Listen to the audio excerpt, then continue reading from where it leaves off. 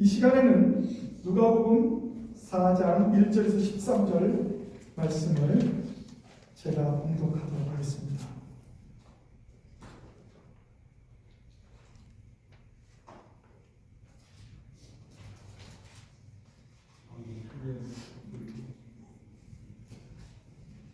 앞에 보시면 되겠습니다. 누가복음 4장 1절에서 13절입니다. 예수께서 성령의 충만함을 입어 요단강으로 강에서 돌아오사 광야에서 40일 동안 성령에게 이끌리시며 마귀에게 시험을 받으시더라. 이 모든 날에 아무것도 잡수시지 아니하시니 날수가 다함에 줄이신지라. 마귀가 이르되 네가 만일 하나님의 아들이거든 이 돌들에게 명하여 떡이 되게 하라.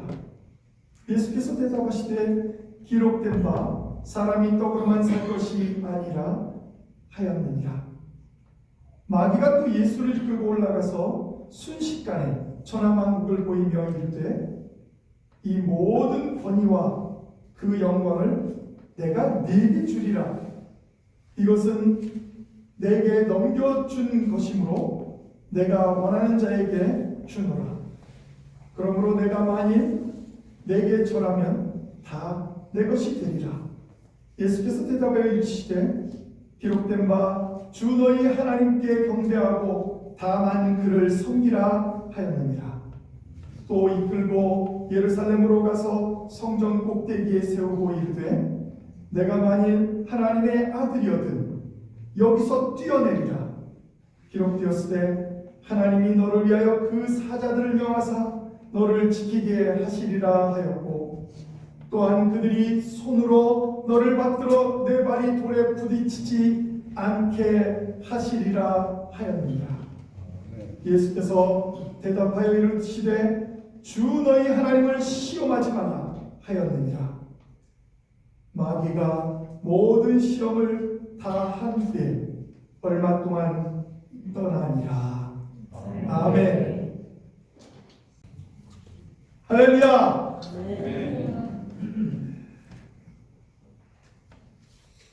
오늘도 거룩한 주일 주님 앞에 나와서 예배하는 모든 성도님들에게 하나님의 한없는 은혜와 축복이 넘칠 줄 믿습니다. 오늘은 누가복음 4장 1절 13절 말씀을 통해서 성령이 함께한 예수님의 삶이라는 제목으로 함께 말씀을 나누고자 합니다. 본문은 우리들이 아는 것과 같이 시험 받으신 예수님에 대한 이야기입니다. 여러 번 저도 여러분과 함께 이 말씀을 나누었습니다. 예수님께서는 성령이 충만하여 광야에서 40일 주야로 금식 기도하신 후 마귀에게 시험을 받으시는 장면이 기록되어 있습니다. 그 후에 예수님은 성령의 충만함을 입어 맡은 사명을 온전히 감당하실 수 있었다. 성경은 그렇게 기록하고 있습니다. 그리스도인들도 성령이 충만한 가운데서 신앙을 온전히 지킬 수 있고 바른 믿음의 생활도 감당할 수 있게 되는 줄 믿습니다. 이 성령이 함께하는 삶이라는 것은 성령이 충만한 삶을 말하는 것입니다. 성령이 충만한 삶이란 자신의 뜻에 따라 사는 것이 아니라 온전히 성령님의 뜻에 순종하는 것을 말합니다. 그런데 많은 성도들이 요즘 이러한 모습을 잃어가고 있습니다. 그래서 신앙생활하는 것이 힘들고 어렵고 기쁨이 사라지고 있는 것입니다. 성령을 거스르며 자기의 편리한 대로 신앙생활을 해나가면서도 나름대로 신앙생활을 잘하고 있다고 그렇게 오해하고 신앙생활을 하는 이들도 있습니다. 그러나 하나님께서는 우리의 모습을 정확하게 아시고 판단하고 계십니다.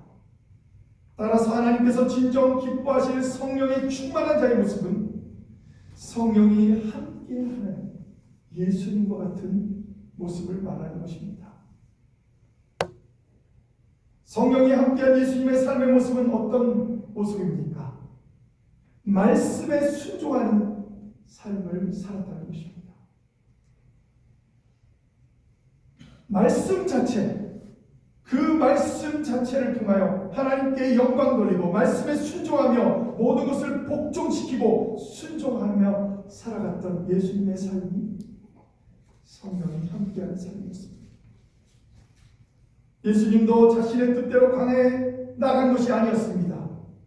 온전히 성령에 이끌려 광야에 나가 금식 기도를 하셨다고 성경은 말합니다. 그런 예수님께 첫 번째 시험이 닥쳐옵니다. 40일 주야로 금식하고 굶주리신 예수님에게 하나님의 아들이라면 돌을 떡덩이가 되게 해보라. 구약에 있는 말씀을 인용해서 마귀가 이렇게 예수님을 시험하고 있습니다. 마귀는 신구약 성경을 잘합니다. 그래서 그 말씀을 인용을 하면서도 그것을 트위스트 시킵니다. 속입니다. 그 말씀 속에서 아주 중요한 몇 개의 단어나 토시를 바꿔서 우리들로 하여금 혼동시킵니다. 특별히 굶주린 예수님에게 하나님의 아들이라면 돌을 떡덩이가 되게 해보라는 말은 인간의 육체적인 한계 상황, 40일 주야로 금식하는 그때 바로 했던 시험입니다. 우리가 잘 알다시피 오병이어의 기적을 통해서 알 수 있듯이 예수님께서는 그렇게 행하고도 남을 만한 충분한 능력을 가지고 계셨습니다. 그러나 예수님은 자신의 굶주림을 채우기 위해 하나님의 능력을 사용하지는 않으셨습니다.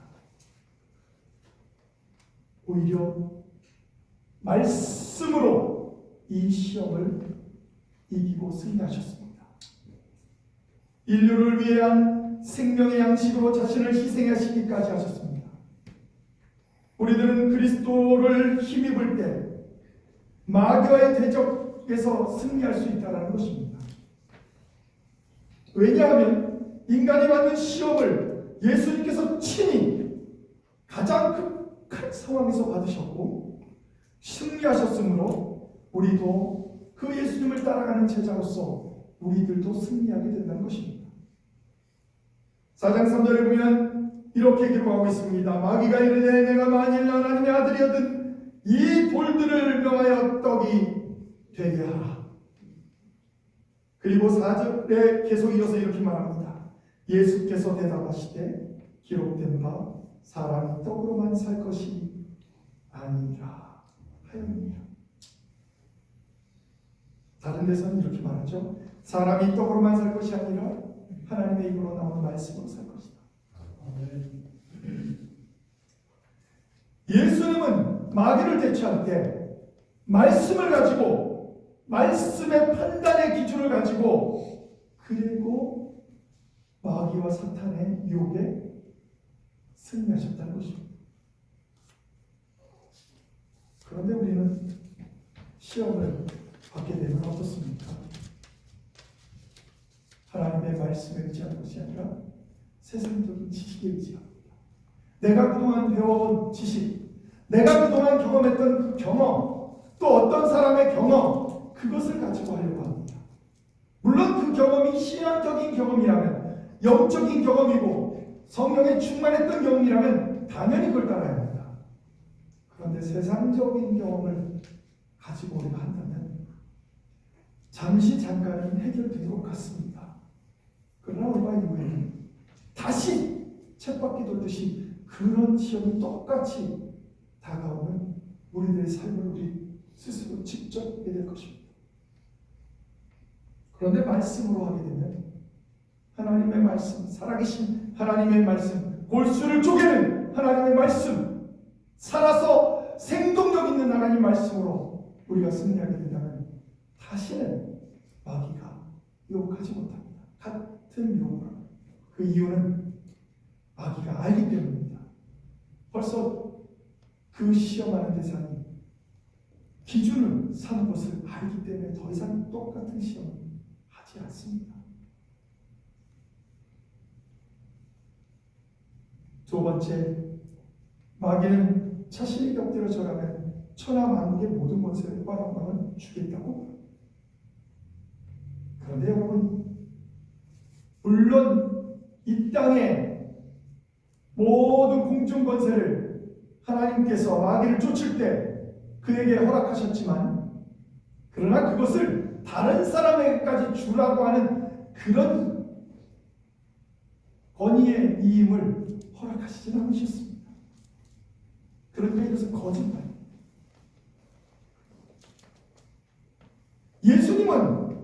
예수님 스스로가 이 땅의 모든 권세를 갖고 태어나신 분이십니다. 그런데 우리들은 그런 권세를 다 갖고 태어나지 않은 부족한 인간이지만 하나님이 우리에게 그 권세를 아들 삼아 주셨을 때 우리에게 주셨다는 것입니다. 그런데 마귀가 우리한테 준다고요? 그것은 거짓말입니다. 그 말씀을 믿고 따라가는 이들이 있습니다. 내 세상 가운데서는 통하거든요. 그런데 그것은 영원하지 않습니다. 언젠가는 다 망하게 될 것입니다. 5절에 보면 마귀가 또 예수를 이끌고 올라가서 순식간에 천하 만국을 보이며 이르되 이 모든 권위와 그 영광을 내가 네게 주리라. 이것은 내게 넘겨준 것이므로 내가 원하는 자에게 주마. 이 말이 거짓말이라는 것입니다. 모든 것은 하나님의 권세 아니고 하나님이 마귀에게 주었다 할지라도 그걸 마귀가 다시 다른 사람에게 줄 수 있는 권위가 없다는 것입니다. 그러므로 우리는 그 세상의 권세를 얻고 싶으면 하나님으로부터 받으셔야 합니다. 성령 충만하고 성령과 함께 동행하고 우리는 하나님의 능력을 소유할 수 있습니다. 그러므로 마귀의 이런 잘못된 유혹을 넘어가서는 결단코 안 될 것입니다. 마지막으로 예수님께서 예수님께 이렇게 말합니다. 시험 성전 꼭대기에서 뛰어내려 하나님의 아들임을 입증해 보라고 말합니다. 9절 말씀에 이렇게 말합니다. 또 이끌고 예루살렘으로 가서 성전 꼭대기에 세우고 이르되 내가 만일 하나님의 아들이어든 여기서 뛰어내리라. 예수님께 대한 이 마귀의 마지막 세 번째 시험, 이것은 정신적인 시험입니다. 명예심을 자극하는 정신적인 시험. 참으로 놀랍습니다. 마귀는 구약성경에 나오는 그 기록을 가지고 예수님을 시험합니다. 하나님이 너를 위하여 그 사자를 명해서 너를 지키게 하시리라. 또한 그들이 손으로 너를 받들어 내 발이 돌에 부딪히지 않게 하시리라. 이 말씀은 성경에 나온 말씀입니다. 그런데 마귀는 이 말씀을 사용합니다. 그래서 하나님이 너를 지키실 테니까 네가 하나님의 아들이라면 전제 조건이죠. 마귀는 참으로 놀랍습니다. 하나님의 아들인 사람에게 네가 만약에 하나님의 아들이라면 이렇게 얘기합니다. 그래서 부추깁니다. 선동하는 거죠. 여러분들과 저는 하나님의 자녀인 줄 믿습니다. 아멘. 하나님의 아들인데 마귀가 와서 야, 네가 하나님의 아들이라면 이런 거 해도 돼. 이런 거 해도 다 용서해 주시고 이렇게 부추긴다고 해서 우리가 넘어가면 왜? 우리는 원래 하나님의 아들입니다. 하나님의 자녀들입니다. 그런데 왜 마귀가 우리를 하나님의 아들로 인정해야 됩니까? 하나님 하나님이 인정하시면 되는 거지. 마귀가 인정해줘야 돼요? 물론 마귀도 인정해주면 그거만큼 더 좋은 일은 없겠죠. 그러나 그때 주님께서 이렇게 말씀하십니다. 주 너희 하나님을 시험하지 말라. 히브리서 4장 12절 13절에 보면 하나님의 말씀은 지금도 살아계셔서 역사하시며 좌우의 날선 어느 검보다도 예리하여 영혼과 혼과 관절과 및 골수를 찔립니다. 사람의 마음과 생각과 뜻을 감찰하셔서 모든 만물을 다 밝히 드러내시는 능력이 있다. 이렇게 성경은 말하고 있습니다. 이러한 권능과 능력의 말씀에 순종하는 자세가 곧 성령이 충만한 하나님의 자녀의 모습이요 성령과 함께한 예수님의 모습인 줄 믿습니다. 그러므로 우리는 하나님의 말씀에 온전히 순종하며 살아가시기 바랍니다. 또한 성령이 함께한 예수님의 삶의 모습은 겸손한 삶이었습니다. 예수님은 겸손하지 않습니다. 예수님의 능력이 많다고 해서 자기 마음대로 사역하는 것도 아닙니다. 오늘 우리가 함께 읽은 누가복음 4장 1절에 보면 예수께서 성령의 충만함을 입어 요단강에서 돌아오사 광야에서 40일 동안 성령에게 이끌리시며 예수님께서 성령의 충만함을 입어 요단강에서 돌아와. 그러니까 성령님이 인도하는 대로 계속 이끌리십니다. 40일 동안만 있겠습니까? 공생의 3년 동안 계속 주님은 기도하는 자였고 성령에 이끌려서 움직이신 분이십니다. 예수님은 하나님이신데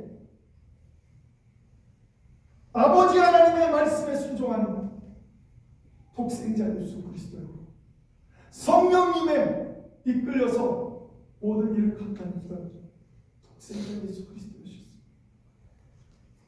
사실은 하나님과 동등되기 때문에 그렇게 이끌리지 않아도 다 할 수 있는 분이셨지만 그는 이렇게 자기를 표현합니다.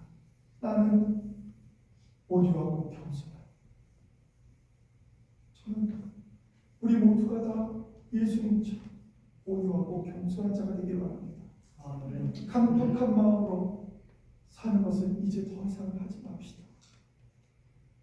온유하고 겸손한 마음으로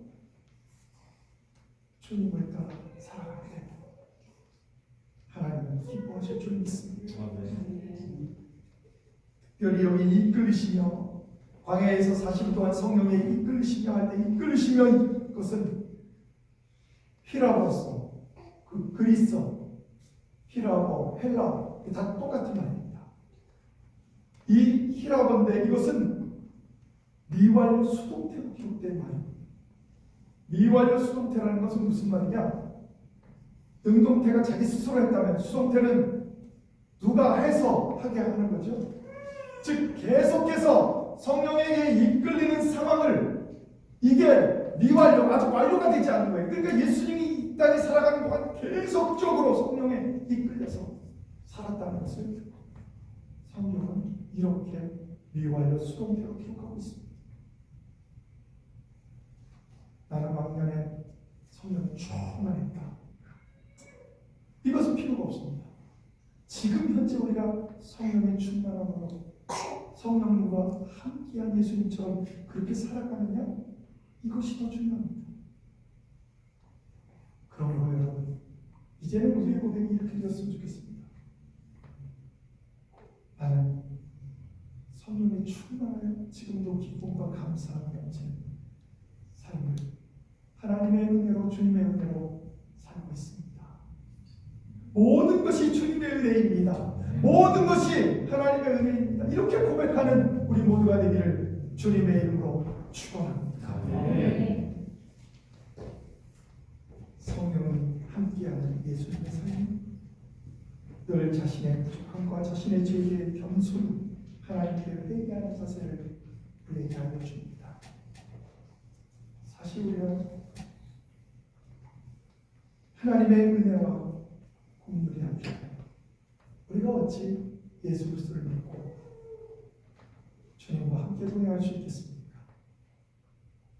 그러므로 우리는 겸손한 자세로 주님 앞에 모든 마음을 다 내려놓고 자기 자신을 부인하고 자기의 십자가를 지고 예수 그리스도를 쫓아가는 그리스도의 십자가 되기를 주님의 이름으로 축원합니다. 마지막으로 성령이 함께하는 예수님의 삶의 모습은 열매되는 삶입니다. 여러분, 내가 성령에 충만한데 성령이 함께하면서 내가 늘 살아가고 있는데 열매가 없다? 참 이상하지 않습니까? 성령이 충만하면 성령은 9가지 열매를 맺는다고 합니다. 사랑과 희락과 화평과 오래 참음과 자비와 양성과 충성과 온유와 절제, 이런 9가지 열매가 우리 가운데 맺혀지게 될 것입니다. 성령의 이 아름다운 열매를 맺음으로 하나님께 영광 돌리며 하나님을 기쁘시게 하는 우리 모두가 되기를 주님의 이름으로 축원합니다. 기도하시겠습니다.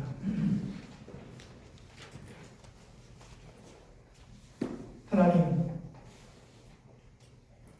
오늘도 성령의 충만한 삶, 성령이 함께한 예수님의 삶을 따라 살아가길 원합니다. 오늘 하나님의 은혜가 넘치게 하시고 하나님께 영광 돌리게 하시며 모든 것에 합력하여 선을 이루게 하여 주시옵소서. 특별히 오늘 예배를 통하여 하나님께 찬양단이 정말 하나님께 영광 돌리는 찬양을 통하여 하나님께 영광 돌리며 또 우리 할렐루야 성가대가 귀한 우리 폐기파 성도님을 통하여 하나님 우리 성가대가 반주를 통하여 하나님께 큰 영광 돌렸습니다. 하나님, 앞으로도 하나님께서 주신 귀한 은혜를 하나님께 영광 돌리는 데 사용하는 귀한 할렐루야 성가대가 되게 하시고 특별히 반주자님을 보내주셨사오니 하나님께서 하나님의 은혜로 덧입혀 주셔서 앞으로 반주할 때마다 더 큰 은혜가 예배 시간에 넘치게 하여 주시옵소서. 특별히 오늘은 성령이 함께한 예수님의 삶을 따라가길 원합니다. 겸손하게 하시고 말씀대로 살게 하시며 아름다운 성령의 열매가 맺어지는 그런 귀한 축복된 삶이 우리 가운데 있게 하여 주시옵소서. 예수 그리스도의 이름으로 간절히 기도합니다. 아멘.